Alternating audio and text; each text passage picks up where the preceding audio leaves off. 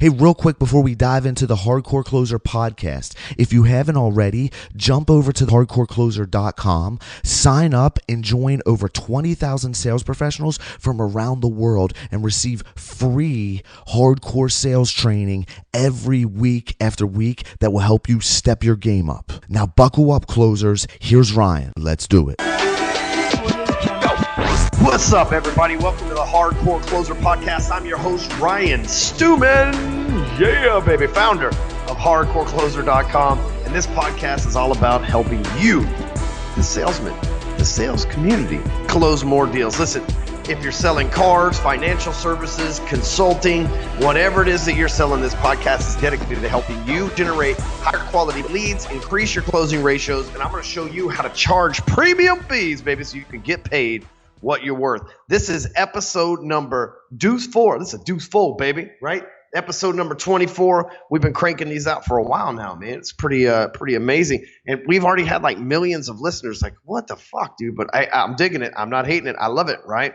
So we're in episode 24. Look, I'm glad you're here. Listen, if it's your first time to show up here at the Hardcore Closer Podcast, THC Podcast, mind you. If it's your first time here, listen, we're excited that you're here. You need to thank whoever invited you here, because they thought enough about you to like turn you on to what we're about. We're going to unleash some magic today, baby. Just stay tuned with me. Just trust me. We're going to unleash some magic. It always happens on every show. So I'm excited you're here if it's your first time. If you've been here before and you haven't left me a review on iTunes, preferably a 5-star review, like, hey, quit being a lazy asshole and go over to iTunes and leave me a 5-star review, right? Listen, the whole reason I do this is, strangely enough, like, it's not to get paid. I'm talking about this podcast, right? I do this podcast so that I can get my message out to millions of salespeople. Well, the thing is, like, iTunes has its own little SEO stuff. So if you don't go to iTunes and rate my shit, then iTunes doesn't know that my shit is worth the shit. So it's not going to show my shit to anybody that's worth the shit that wants to listen to my shit, right? So hook a brother up, go over to iTunes and give me a 5-star review, like 00 Big Boss here. What the fuck? Robert always finds dudes with weird names. Maybe I'll just operate with them AOL names or whatever. But he's like, owner, 5 stars. He's a 00 Big Boss on April this year. He said, Ryan's hands down increase my sales. I have been in sales for over 20 years, and now my rebuttals are faster, cleaner, and definitely more effective. Thank you, Ryan Stewman. You are welcome, 00 Big Boss, for that, the help that I've been giving you here. You know what? I was on a podcast up in Canada, and I like giving Canadians hell anyway, but I was on a podcast in Canada the other day, and they were hitting me with all these objections, and it's been a while since I've actually practiced going through like a good objection session, and I killed it, man. Like, the people were all cheering. I felt like I was in like a state. It was only like 20 people probably listening to the show, but I felt like I was in a stadium in front of people. They were just hitting me left and right with these. It was a good time. So I'm glad that I could help you, 00 Big Boss, with the objections. And that's what, hey, you know what? That's kind of what we're going to do today. Is I'm going to help you, the content that we get into today. I'm going to help you really handle and tackle some objections up front before they get brought up. That's what good questions will do for you. Now, before we jump into the content, if you're not a part of the 10-day hustle, holy shit, folks, got to get on board. Go to 10-day hustle. It doesn't matter how you type it in. Either you can type the word or the number, 10dayhustle.com. Go there, put your name, email address, and mobile phone number. Reason why we ask for your mobile phone numbers, my people are going to call you on day 5 and make sure you're not being a pussy and quitting on us, right? Like, if you're going to do a 10-day hustle, the least you could do is the whole fucking 10 days, right? So my people are going to hold you accountable. Johnny, Roxanne, Lindsay, whoever, Patrick, whoever I can get on the damn phone to hold you accountable and make sure, because the idea is, like, for 10 days, I'm going to give you 10 distinct things that you need to do every single day. At the end of 10 days, you'll have 100 different people that you've talked to, and you'll have a way to follow up with them. But you have to do all 10 days in order to get the entire prospect list that we're making for you. Listen, we put a lot of money, time, and effort into this, and really the overall goal is for you to take the 10-day hustle and make more money, right? And then really just being fucking transparent, because that's how I am, that you'll take the 10-day hustle, you'll make more money, and then you come spend $247 of it on permission-based selling for me. How's that for fucking transparency, people? I'm not going to lie to you, but listen, the money that you spend on permission-based selling is way underpriced. I'm going to be jacking the price of that thing up soon. Hey, but in the meantime, head over to 10-Day Hustle, check it all out, see what I'm up to. And you can see, like, one of the most gangster funnels we got. Dude, we put 2,000 people through that the first 24 hours. Enough a bill, and we only spent $300, right? So I don't know about your funnel, but I know mine is kicking ass right now. So let's talk about the content of the show today, 10dayhustle.com. So it's 7 questions that'll lead you to more closed deals. Listen, if I've said it 100,000 times, questions leads being confessions. Right? A good salesman knows how to ask the right questions. Like a good salesman doesn't need a script. Good salesman doesn't need some fancy word tracks. A good salesman needs to know how to ask the right questions. An even better salesman knows what response he's looking for when he asks the questions. Like I'm always telling my client to ask better questions. And undoubtedly, they always ask me like, well, what questions should I ask to get more closed sales? So like, matter of fact, people have asked me like hundreds of thousands of times for like some magic questions.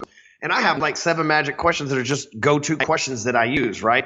And they're not really like magic per se. They're just effective questions positioned in the right way. Now, as many times as I've come on this podcast and say it like, let me be clear, ladies and gentlemen, and let me say this again, right?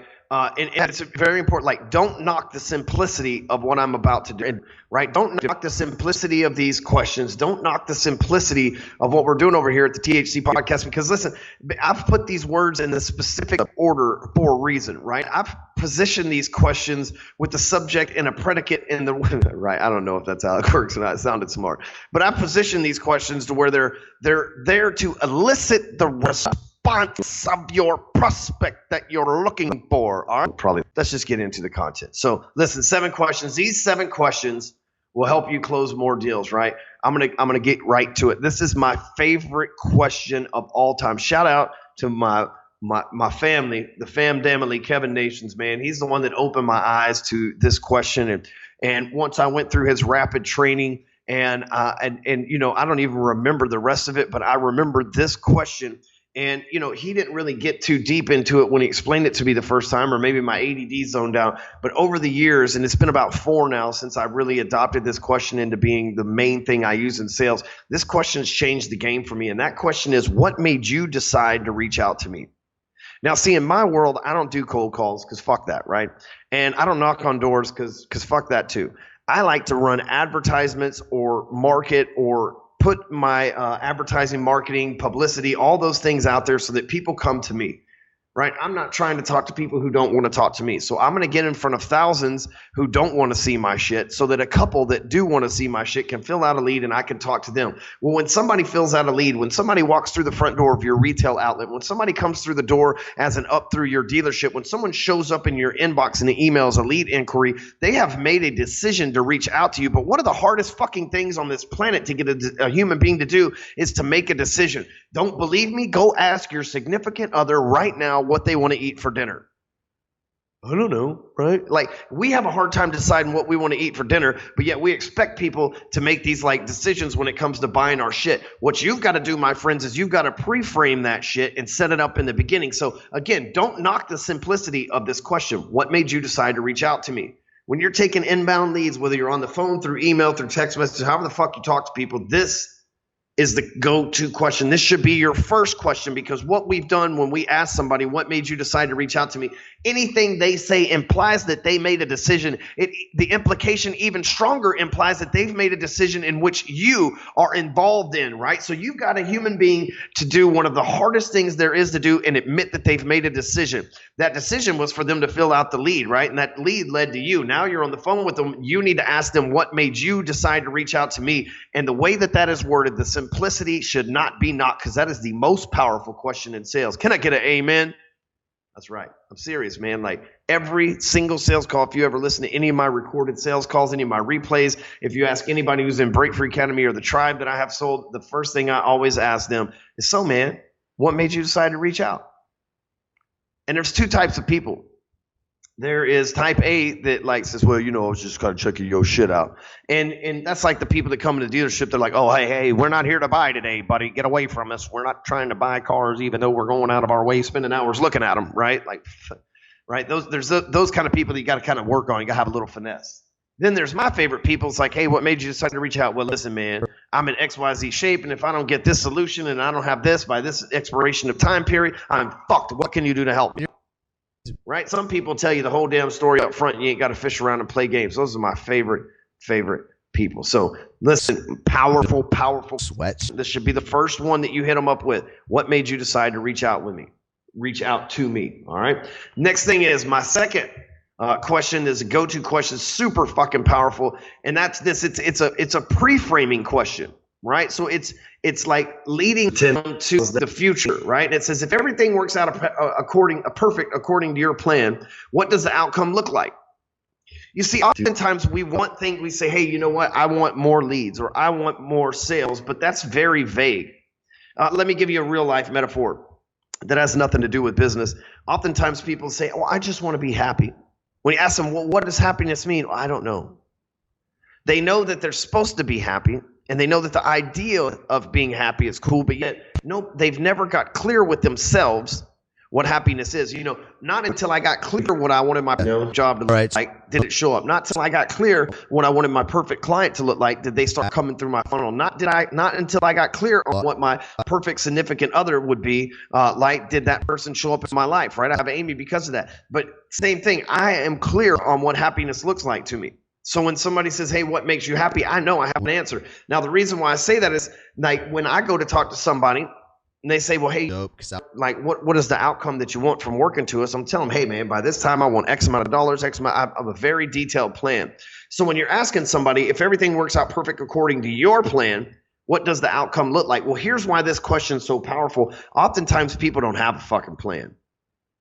I'm gonna intake call with one of my $30,000 tribe clients today. The guy says that he wants to do $6 million a month. And I said, well, I find it amazing that, when people pick their goal income or their goal production or whatever it is that they work with me, I always find it like interesting why they pick that number. Like I just randomly picked 10 million out of the air and I'm just going to keep working until I hit it. Like that's my answer. Yeah. I think ideally, logically, that's enough money for me to have like fuck you money. And so that's my goal, right? 10 million a year. Well, this guy's wanting to do 6 million a month in production, and which leads to a very, very fat commission check, as you can imagine. And he's about halfway there. And I said, well, what made you pick out 6 mil? And he said, I think that'll be enough money. And I said, no, listen. If 12 months from now, you're making $6 million in sales every single month, and you're getting this 6-figure commission check because of that, what does life look like for you? What is it that you're going to do with that money? Why did you pick 6 million? Why is that enough to make you happy? And what does happiness look like? And he says, well, man, the truth is I'm tired of being at everybody's beck and call. And I think if I'm making $150,000 a month, I can pick and choose the deals that I want to work on. And I said, okay, that's a start, but why would you want to pick and choose the deals that you want to work on if you're just trying to do volume anyway? And he said, well, I have this daughter, and my daughter's in soccer. And she travels all over. She's really, really fucking good at soccer. And I don't want to be at anybody's mercy and have to do a pre-qual in the middle of the game. Right? See, now that guy all of a sudden is clear what happiness looks like. Not being a slave to his job. Being able to step away when he wants to. And I showed him that you can do that amount of money, still be able to travel, and even do more so than that money with the right people in place, leveraging folks. And so the reason why I tell you that story is he didn't even know why $6 million. He just thought that would work out. But once I drug him through that process, he's like, oh shit, man, it's all about my kid. I want to make $6 million because that's enough money for me to not have to fucking worry after about 6 months. And I can travel and she can play soccer all she wants. She can fucking her fucking soccer heart out. That's what I'm talking about. Right? Powerful ass question. Okay. Number 3, what is your end goal in working with me? Right? So many times, like, people get separated on where they are in their relationships with their prospects, right? The prospect has one expectation. You thought the prospect has another expectation. Then you get to the end, you find out that their expectation wasn't met because you didn't set the expectation up front. So it's important that you ask that. So like, hey, okay, awesome. So what's your goal in working with me? Well, I think that, you're the person to get me the results that I need. And I'm looking at this way, and I'd like to monetarily, time-wise, team, right? So now we know what it looks like 12 months from now, right? We know what it looks like in the end when you get done working with me. What's your goal for working with me? Huge, huge question you should ask everybody, especially on sales calls, right? Somebody's thinking about buying a car. It's like, what's your end goal in buying a Ford? Right? Well, what's your end goal in getting this mortgage, right? Just in a refinance here so you can free up some money. What's that end goal that you're trying to free up the money for? Because I want to make sure that comes true for you. Think about it. We are on number 3. That was number 3. Number 4, how much effort are you willing to put into this to accomplish this result? Now, that's important for those of us that are in action-based or performance-based sales, right? So in other words, like in my world, somebody buys an e-learning product or they come and they work with me from a consulting standpoint, they have to put in effort, right? My shit just doesn't fix itself, create itself, write itself, and sell itself, right? The day that I can invent that shit, I will be selling it to all you fuckers, but until then, I ain't got it right now. Okay. And so I have to know in my business that they're willing to go all in too, because I know I'm a workhorse. I know I'm somebody who like kicks ass and takes names and email addresses and phone numbers. Like nice little book plug there. You can find it on Amazon, amazon.com. Kick ass, take names, email addresses, phone numbers. Anyway, so I know that I'm going to work hard. I know that I'm willing to put in the effort. I know I'm willing to go in the extra mile. I want to know how far they're willing to go into, because some people's goals aren't the same. Some people's goals aren't grind, motherfucker. Some people's goals are like, hey, dude, I want to take time off and go watch my daughter play soccer. So that in this instance, I want to see, hey, well, you know, is the daughter playing soccer? You get there, it's like, are you going to stop putting an effort in your business? Because the last thing that I want to do is take somebody's money and then they turn around and be like, well, the shit didn't work because they didn't work. I know my shit works. I've proven it thousands of times, but I don't want to fight that battle. I don't want to have that argument. So I'm setting the expectation up front, finding it out what's up front. Here's another powerful question, number 5. Have you tried to fix this before? And if so, what did you do and how did these out? And so when somebody's talking to you and they, like a good example right now, my house is a fucking construction zone. You can probably hear all sorts of echo-ness on the mic. Don't blame me, man. We're going to get this taken care of. But I just moved into this house that's turned into be quite the money pit. The first contractor stole $32,000 from me. I paid him. He did a shitty job and did about half of the job that he was supposed to do shitty, then didn't complete the rest of his shitty job that he was doing, and then took off with my money. He's nowhere to be found. If you're listening, Tim, I have given my lawyer your information, you fucker. Anyway, back to the iTunes. Fuck that guy. Now, back to the story here. So I have contractors coming over and they look at my house and they're like, hey, man, you tried to fix this before, right? And what did you do, right? And how did that go? Because we want to make sure that we provide you with the services you're looking for, that we make you happy and we deliver what you actually want. They pulled that on me, right? I've been through this right now. I'm going through this right now. I'm like, I've got 2 rooms in my house ready, the study and the master bedroom. The rest of the house is anybody's fucking guest, right? And so, like, again, they wanted to know, hey, have you done this before? Because here's the thing, like, maybe you have a proposed solution for somebody. And before you give them that proposal, like, maybe you should ask them, have they done what you're about to suggest before? Oftentimes in my business, people say, well, I've ran Facebook ads before. They didn't work. Great. What did you do? Why didn't they work? Let me find out so that I can, what I'm doing basically is I'm overcoming these objections with questions, if you guys are following along here. So number 6, how bad do you want to solve this problem you have? Like, so on a scale of 1 to 10, how bad do you want this shit to go away? I can tell you what, if my house is getting remodeled right now, on a scale of 1 to 10, how bad do I want this shit over with? Whatever fucking it takes to get it done. Like, on a fucking scale of 1 to 10, I want it done 100. Right? But if somebody didn't ask me that, they wouldn't know how motivated I was. I was talking to, I paid like fucking $15,000 to the fucking painter so far here. And he's like, dude, you said you were motivated, man. I got fucking 3 guys on the job every single day, 11 hours each, all day trying to get this thing done. Right? Hey, he asked me. I was fucking motivated to get this shit done. Like, on a scale of 1 to 100. Like, dude, it's going to hurt financially, but I'll fucking make that money up once I get settled in. It hurts my ass right now, but it'll be all right. I'll pad it with cash once we get set up in the office and shit here. And last but not least, really this is the last question you should ask, but this is also the most powerful. It's like, well, would you like my help in solving your problem? Would you like my help with that?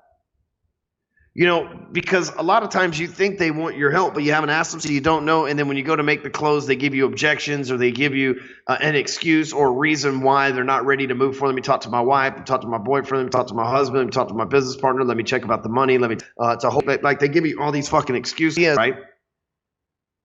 Because you didn't clear up. It's like, well, so do you want my help in solving your problem?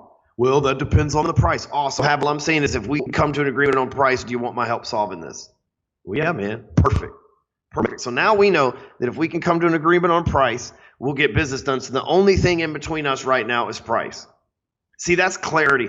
There's the thing that makes me a good salesperson, right? It's not that like I've got all these comebacks, which I do. It's not that I know how to handle objections, which I do, but the is clarity.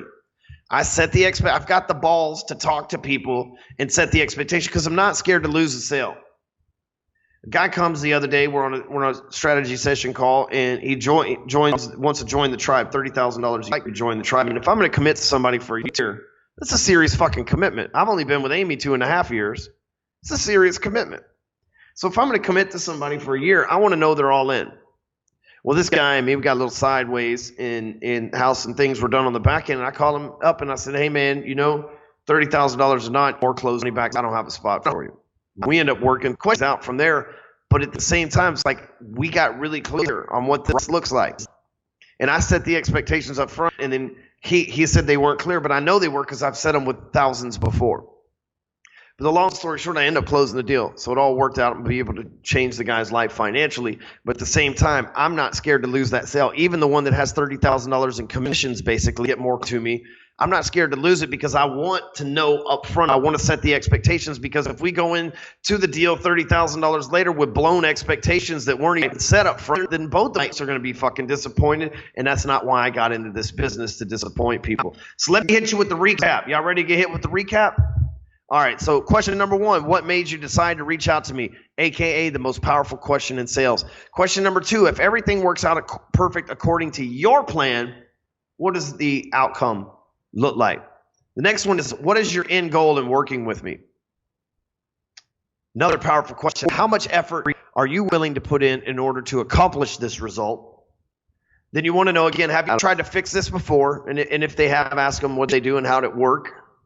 And ask them, how bad do you want to solve this problem? Right now, how motivated are you to eliminate this shit? And then last but not least, the closer question, would you like my help solving your problem? Right? That's huge, right? Clarity up front, questions lead to confessions. Here's the thing. If you haven't joined the 10-Day Hustle, go to 10dayhustle.com. If you are not able to get on the internet right now, you can text HC Podcast to 44222 and you can get my book. But the bottom line is the show's over. You can get the show notes and everything over at hardcorecloser.com. But don't forget to leave me a review on iTunes and connect with me on all the social media by going to clyxo.com/closer. That's clyxo.com/closer. And as always, go buy some of my shit somewhere. It's all about it. Just go find it and buy that shit. Later.